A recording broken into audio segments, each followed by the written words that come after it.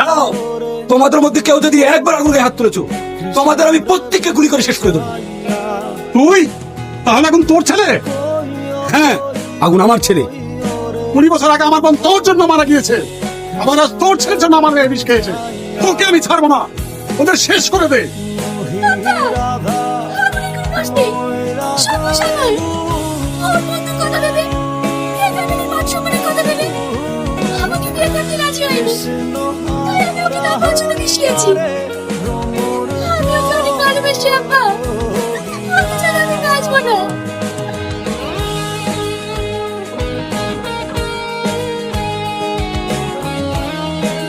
আমি নাজনীন অনেক বড় ভুল করে ফেলেছি, তুই আমাকে ক্ষমা করে দিস।